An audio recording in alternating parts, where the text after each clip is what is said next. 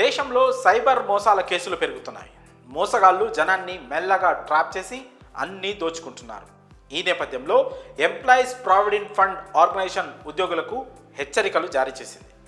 EPFO సభ్యులు ఉద్యోగులు జాగ్రత్తగా ఉండాలని సూచించింది.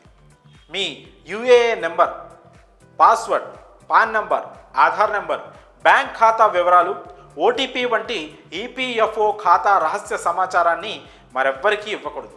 మోసం జరిగే అవకాశం ఉందని పేర్కొంటూ ఈపీఎఫ్ఓ సోషల్ మీడియా ప్లాట్ఫామ్ ఒక పోస్ట్ చేసింది.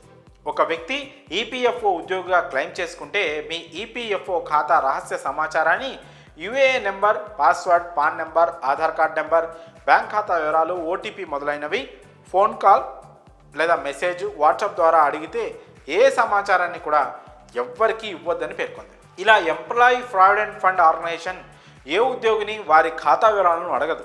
ఇలా ఎవరైనా అడిగారంటే అది ఖచ్చితంగా సైబర్ నేరగాళ్ళ ఎత్తుగడ కావచ్చు. ఇలా మీ డేటా తీసుకొని కొన్నేళ్లుగా ఈపీఎఫ్ ఖాతాల్లో కష్టపడి సంపాదించిన మీ డబ్బును వాళ్ళు దొంగలించే అవకాశం ఉంది.